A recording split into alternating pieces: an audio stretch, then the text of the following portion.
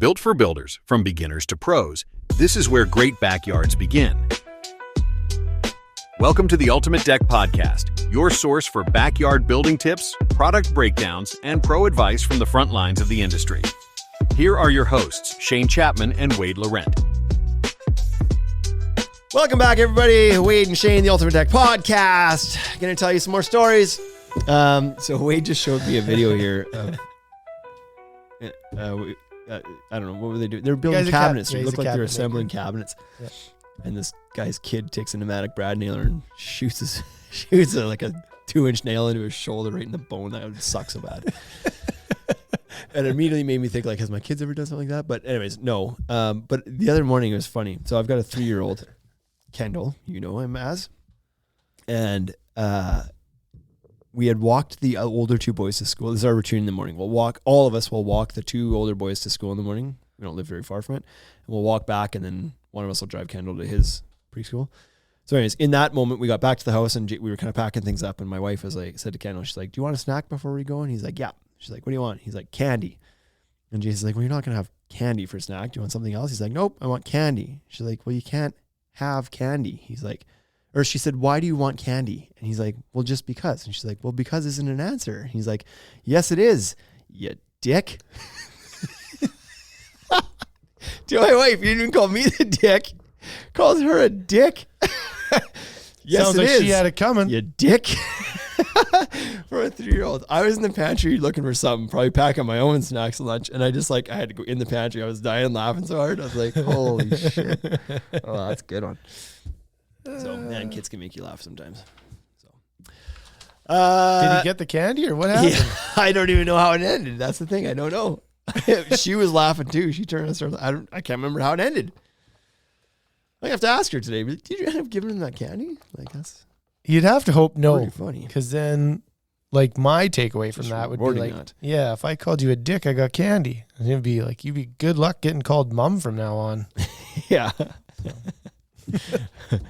Okay. Today we're talking about other barriers and when you're restricted from doing certain things, like calling your mom a dick. Do you need a permit to build or expand a deck? Common question. So many people get this wrong. All of them. What's you know what we wouldn't fallacy? You know what? We wouldn't have to sell material if people just paid us to advise on when they needed a permit. Yeah. Yeah, probably. The most common is I already have a deck. Right. So I must have had a permit. So I don't need a new permit. I don't need a permit just to replace the deck I have. So here you go. Wrong. That's wrong. And here's why it's wrong. If you replace that deck with exactly the same deck, you would not have needed a permit. It would have been approved. But because you're going to tear it all apart, you're going to take the framing. As soon as you touch the framing, then you need a permit. Because if your deck was framed 12-inch on center with 2x12s, and it was a 16x12, and then you tore it all off, and then you built it 24-inch on center with 2x4s, it would not be strong. And you'd be like, well, it's the same size. Yeah, but it's not even close to the same deck anymore. Yeah. 12-inch on center with 2x12s. Now 2 foot on center with 2x4s. No, 0 chance that works. So you need a permit so that the municipality can tell if the deck you built is safe. That's all. They don't care about the deck you used to have. That one's gone. Yeah. Whether you're adding onto it or you're expanding it or you're replacing it exactly the way it was, you need to know that what's going up works. Yeah.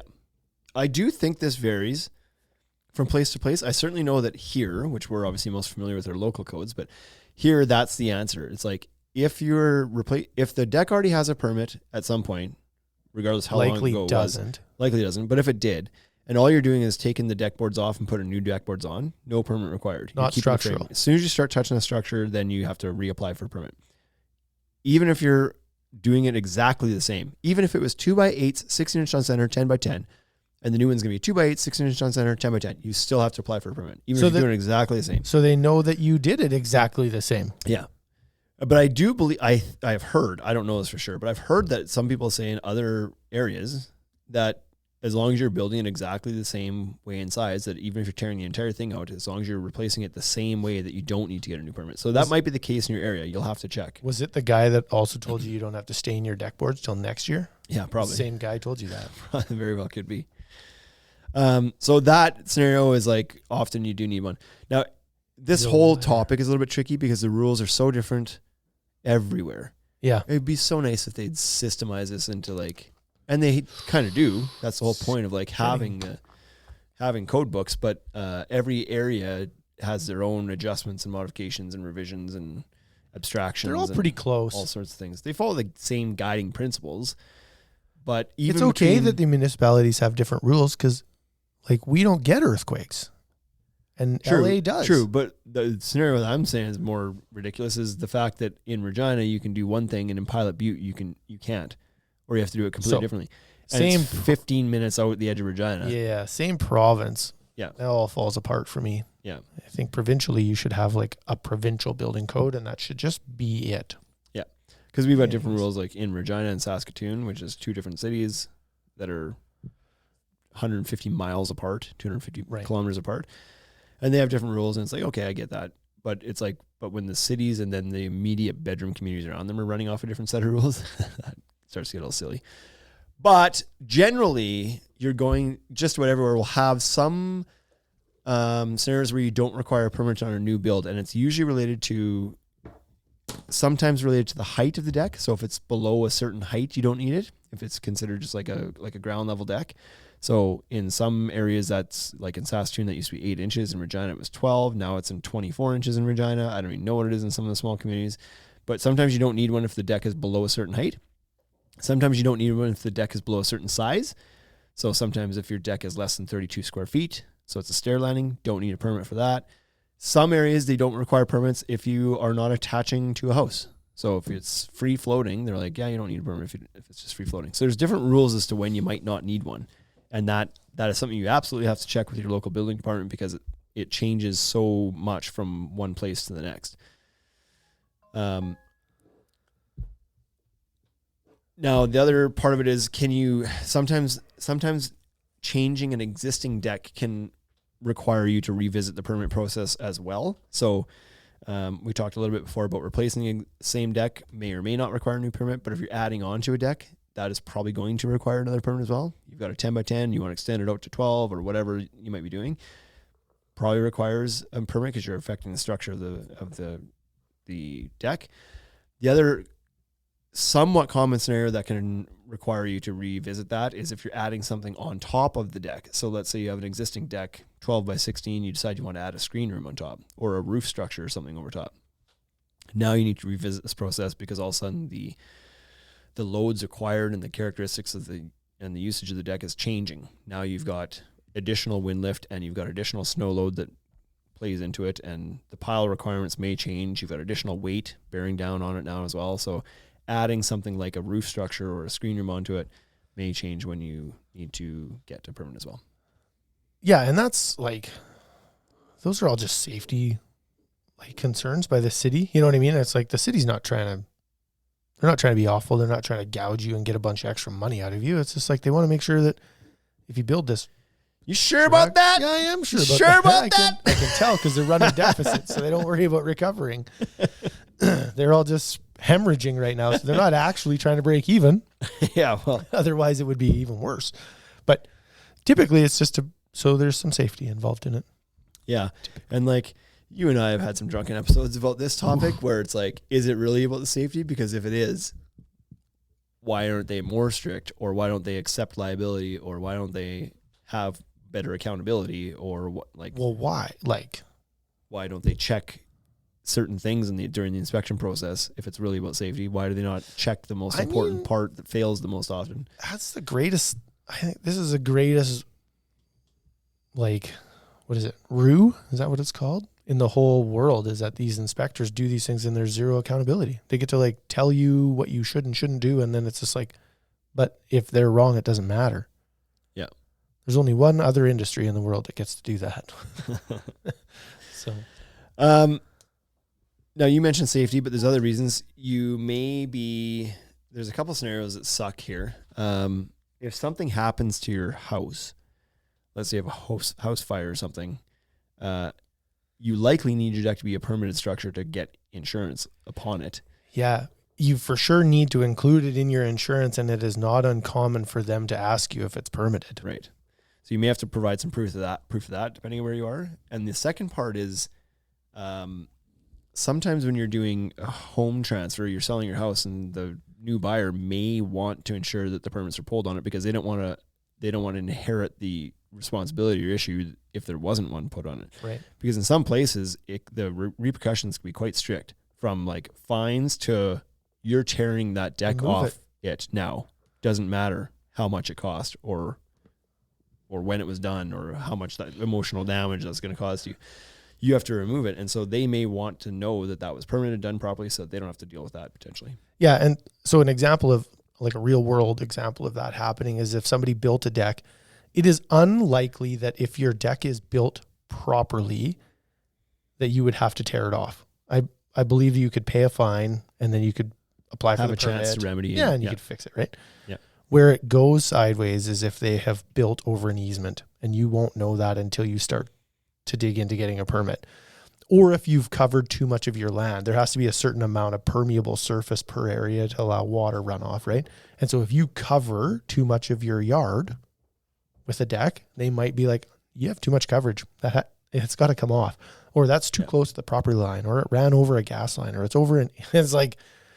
Yeah, that zoning check is almost like arguably that's the most important part to me. You can go in and find your own code books and span charts, whatever, make sure that your deck is built safe. Yeah. But it doesn't mean it's allowed to be built where you built it. Doesn't mean it's compliant. Right. Yeah. So that can be tricky for sure. So it's good to go through the process. You like that word? For that at least. That's a good word. Compliant? Yeah, compliant. I don't like it typically, but. I learned it in university. Yeah. This is the first time you've used it since then? I don't think so, but But I've been holding on to it for a while. Put it in the back for 20 years and saving it. Pull it out. It's been 20 years since university. Yeah. Gross. It really has been. For you. It's been a little bit less for me since I was there. Who pulls it? That's the question. If you're hiring a contractor to build the deck, who's pulling the permit? I think it's worth talking about. Yeah. It's the homeowner's responsibility. Right. So if your contractor is building it and you would like a permit, you can pay them to do it for you. But at the end of the day, when that deck gets built, if there's no permit and the city shows up and slaps a stop work order on your front door and you're halted, that's not the contractor's fault. Yep. That's on you. Or you finish it and go to sell your house and they want a permit. Nobody's calling the contractor that built it 9 years ago to get him to go down do it. Not It's happening. the homeowner's responsibility, technically. So, of course, if you're having a contractor build it, any good contractor is going to do the process for you. They're going to pull the permit and do all that for you, probably. But technically, if they don't have to. They don't have to. If they don't, it's you that gets slapped in the hand. Yeah. So make sure you're asking those questions at least when you're going to do it. Do I require a permit? And unfortunately, you have to cover your own ass here a little bit too, because you may ask, do I require a permit? And a contractor may say, nope. Who'd you hire though? Like, it's the same. Do they know for it's sure? It's the same size of deck. We'll just replace it. Yeah. No big deal. It's like, this podcast, these guys. So be careful who you're hiring and who you're asking that question to. Yeah. Now the other consideration is when you're building a new deck, sometimes the permit process can have quite an effect on the cost of the project and the timelines of the project. So I believe that we're blessed with a fairly lenient area with fairly reasonable timelines and a fairly reasonable cost. The most decks that we're involved with pulling permits for are like the permit's like $100, $200. Yep. And the timeline is like a week or two to get it back. Now, if it's a super large project or something, sometimes it can drag on a little bit and cost a little bit more money, but it's not very often it's any more than a few $100s. Yeah. But I've definitely heard from other areas and people that I'm just like, how has it gotten that bad? How has the bureaucracy driven this to the point where your permit costs you $10,000 and it takes months, a year or 10 months to get, or 2 years to get? Like, how? I'm positive, and I can't remember who it was. I'm positive I read one time that somebody was paying like $30,000 for a permit. Like, I don't know what size the project was, but right. So like that wouldn't be a home. Nope. You know what I mean? Yeah. like when you build a whole house, the permit doesn't cost that much. Yep. It's like ours, like I want to say it was a couple, like maybe it was $1,500 or something. It was $1,000. Yeah.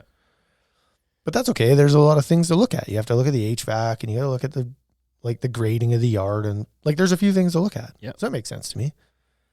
But I cannot imagine maybe a commercial project. Maybe if you're doing a boardwalk, I could see how that could get a little out of hand. I don't think it's right. That wasn't this. I don't think it's right. backyard. That's wild. Insane. Yep. That's insane. So thankfully we're okay on that. But anyways, it's good for you. Even if you're not building a project, you're hiring somebody. It's good for you to be familiar with the requirements of the process to make sure that who you've hired is following the steps. Yeah.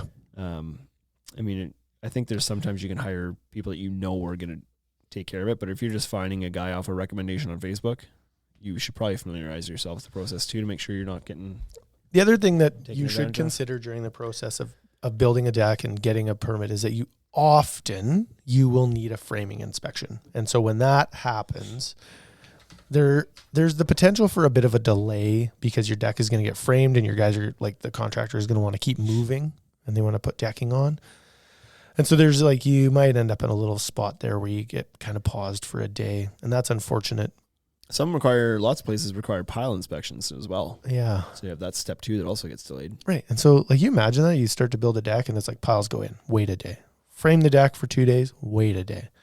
Man, if you're a contractor, that's got to be a nightmare to on site. Then you have to leave, back on site, leave, back on site, leave. Yeah. A lot of waiting. Frame it, deck it, railing, leave the bottom exposed. Build the deck 3 feet in the air, even if your door's ground level. You imagine walk out and then upstairs onto a deck. Yeah. It'd be fun. Anyways, that was all I had. That was my last.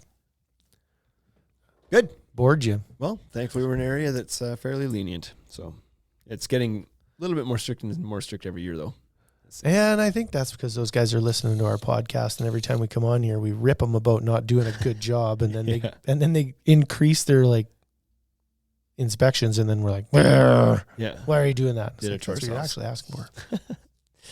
All right, number one rule is to, you know what, most of the stuff is available online as well. Probably almost for sure in wherever you live, just go to your city or town or RM or whatever it is, and look on their website. They've usually got a permits section or a building bylaws section that you can go in there and you can get a package and it tells you exactly what's required. So there is places to go to learn this stuff yourself. So do that until you do, and see you next week.